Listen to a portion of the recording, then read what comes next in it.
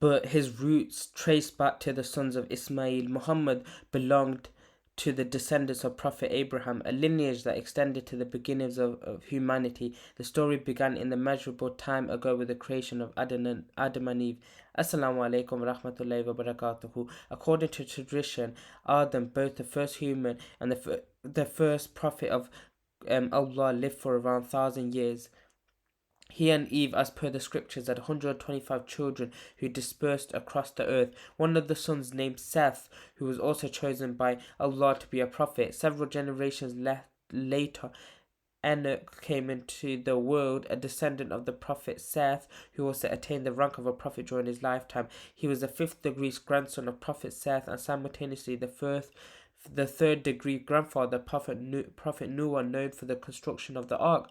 Prophet Noah had four sons, Shem, Ham, and Japheth. Jam perished during the deluge as he was unbelieving and did not board his father's ark. The division of humanity traces back to the other three sons, Shem, Ham, and Japheth, giving rise to the various peoples and civilizations on our earth. From Shem, many significant civilizations originated, such as the Arabs, Assyrians, Hebrews, and Greeks spreading across the lands of the Middle East and the Eastern Mediterranean. They constituted Semitic races and spoke Semitic languages.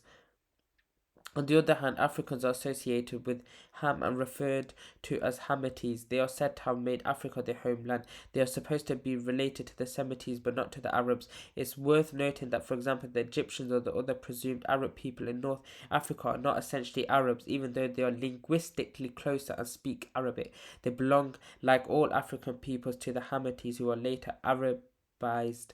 Japheth is regarded as the forefather of the Nordic and Asian nations that spread from Europe to Asia. Japheth fulfilled Allah's commandment to populate the earth, perhaps to the furthest extent. The lineage of prophets continued from Shem, branching through his two sons over time. Prophets such as Hud, Shelah, Lut, and Shuaib were chosen along the way. Prophet Abraham, the sixth degree great grandson of Shem, is considered a significant patriarch of the Abrahamic religion, Judaism, Christianity, and Islam. Abraham and his two sons, Ismail and Ishaq, who were also prophets, played a central role in all three world religions. Many prophets, such as Moses and Jesus, traced their ancestry back to Prophet Jacob, the son of Isaac. For example, Moses was the fifth degree great grandson, and David was the fourth degree great grandson of the prophet Isaac. After Prophet David, Suleiman came, and many generations after Suleiman, Joachim arrived.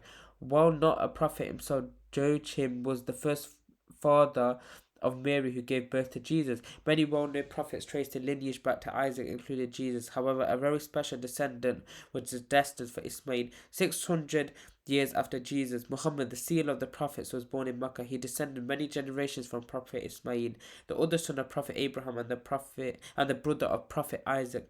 Thus, Abraham was a common great-grandfather and ancestor, depending on the degree of both prophets Jesus and Muhammad, as well as many others. Accordingly, there is no theological or genealogical impediment to considering Muhammad as the awaited prophet for both Jews and Christians.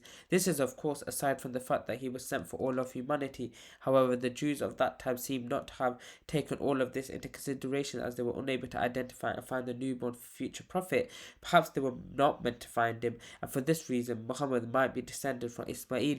Evidently, all of this was not part of the plan of Allah. Allah subhanahu wa ta'ala himself certainly knows better. In the times before Islam, it was a common practice among the Arabs to entrust their children to a foster mother, a wet nurse outside the city, aiming to provide them with better health and resilience. And we will continue this in the next episode. So I'll leave you here for Imanillah. Wa sallallahu wa baraka ala nabina Muhammad. Astaghfirullah. Assalamu alaikum wa rahmatullahi wa barakatuh.